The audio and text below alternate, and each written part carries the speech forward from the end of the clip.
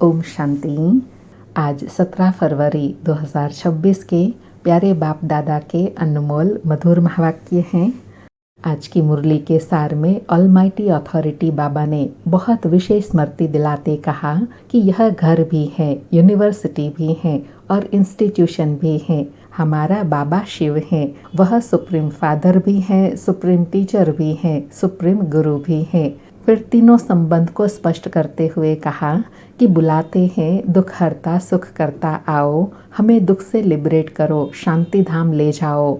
तो supreme father भी हुआ और सुप्रीम टीचर हैं, वह आकर बेहद की हिस्ट्री ज्योग्राफी सुनाते हैं और फिर पतित से पावन भी बनाते हैं। तो सतगुरु भी हुआ।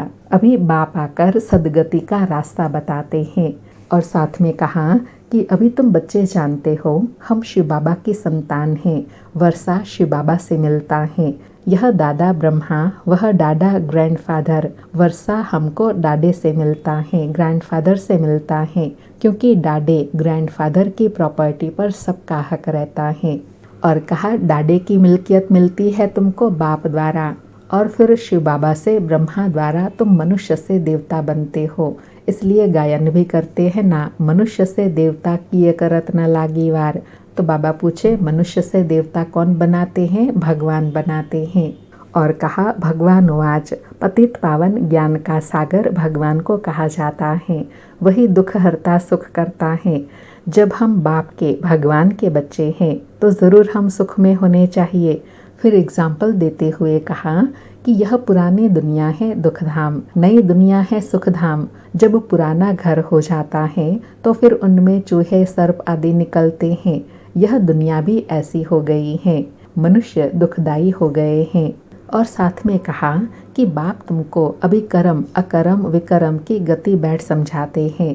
रावण राज्य में मनुष्य जो कर्म करते हैं वह विकर्म बन जाते हैं, क्योंकि रावण की मत पर है। सतयुग में जो कर्म करते हैं वह अकर्म हो जाते हैं, क्योंकि शिव बाबा की श्रीमत पर चल राज्य लिया हुआ है, प्रारब्ध भोग रहे हैं, इसलिए वहाँ कर्म अकर्म होता है। फिर सीक्वेंस बताया कि पहले शिव जयंती होती है, शिव बाबा आते हैं तो फिर श्री कृष्ण जयंती होती है, क्योंकि बाबा आकर ऐसा लायक बनाते हैं। लेकिन उनके बीच में होती है राखी, क्योंकि पवित्रता भी चाहिए ना। बाबा पवित्रता की प्रतिज्ञा कराते हैं।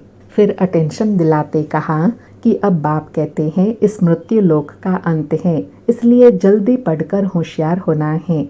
इस समय सब भविष्य के लिए बाप से वर्षा ले रहे हैं।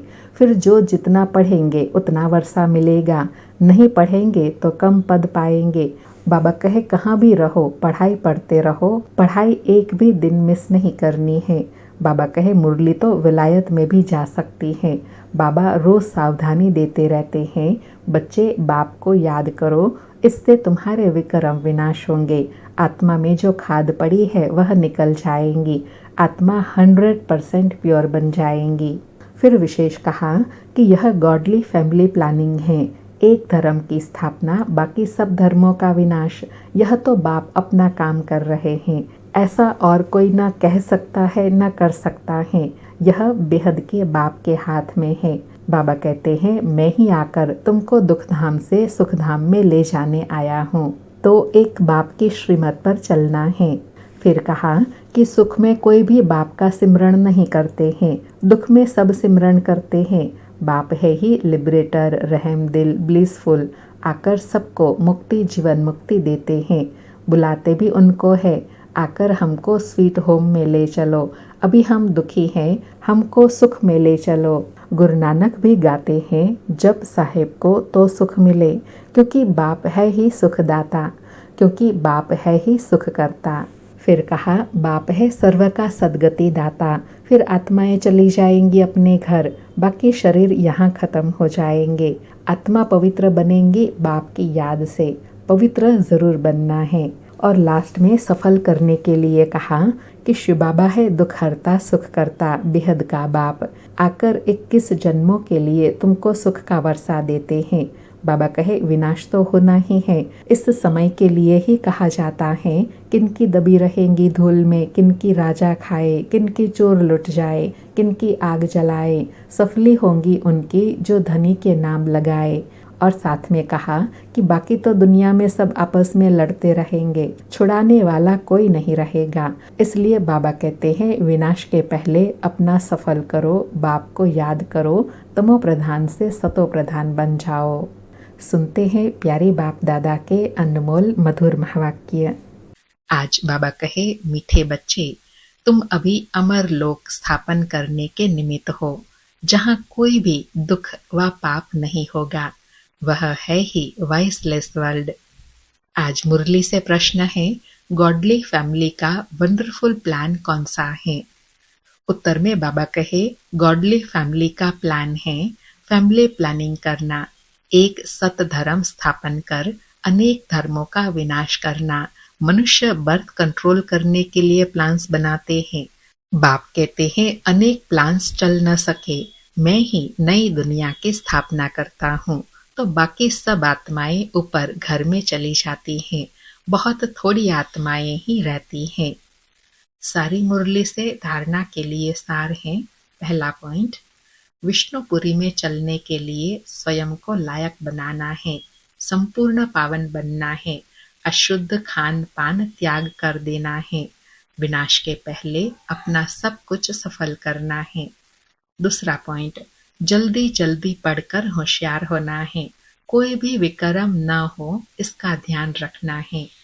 आज प्यारे बाबा का वरदान है, फरियाद को याद में परिवर्तन करने वाले स्वतः और निरंतर योगी भव। फरियाद को याद में परिवर्तन करने वाले स्वतः निरंतर योगी भव। स्पष्टीकरण है, संगम युग की विशेषता है, अभी अभी पुरुषार्थ, अभी अभी प्रत्यक्ष फल, अभी स्मृति स्वरूप, अभी प्राप्ति का अनुभव। भविष्य की गारंटी तो है ही, लेकिन भविष्य से श्रेष्ठ भाग्य अभी का है। इस भाग्य के नशे में रहो तो स्वतः याद रहेंगी। जहाँ याद है वहाँ फरियाद नहीं। क्या करे, कैसे करे, यह होता नहीं है, थोड़ी मदद दे दो, यह है फरियाद। तो फरियाद को छोड़कर स्वतः निरंतर योगी बनो। बाबा कहे, स्वतः निरंतर योगी बनने के लिए जो फरियाद है उसको समाप्त करना है। और फरियाद समाप्त कब होंगी, कौन सी स्मृति से होंगी? जब सदा यह स्मृति रहेंगी कि यह संगम युग प्रत्यक्ष फल की प्राप्ति का समय है। जो अभी करेंगे उसका फल अभी तुरंत मिलेगा। अभी के पुरुषार्थ की भविष्य के लिए गारंटी है। आज का स्लोगन है, जो स्वयं को मेहमान समझकर चलते हैं वही महान स्थिति का अनुभव करते हैं। जो स्वयं को मेहमान समझकर चलते हैं वही महान स्थिति का अनुभव करते हैं।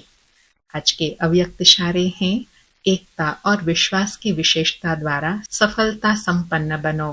बाबा कहे, संगठन का बल, स्नेह का बल, एक दो के सहयोग देने का बल और सहनशीलता का बल जमा करो तो माया कभी वार नहीं कर सकेंगी।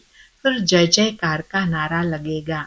जब इतने सभी अनेक होते भी एक दिखाई देंगे, एक की ही लगन में मगन, एक रस स्थिति में स्थित होंगे, तब प्रत्यक्षता की निशानी देखने में आएंगी। आप सबकी प्रतिज्ञा ही प्रत्यक्षता को समीप लाएंगी। बाबा कहे, प्रतिज्ञा प्रत्यक्षता कब करेंगी? जब संगठन का बल होगा, स्नेह का बल होगा, सहयोग का बल, सहनशीलता का बल, यह सब बल जब जमा हो जाएगा, इसी बल से ही जय जयकार का नारा लगेगा। अच्छा, ओम शांति। शुक्रिया बाबा, शुक्रिया।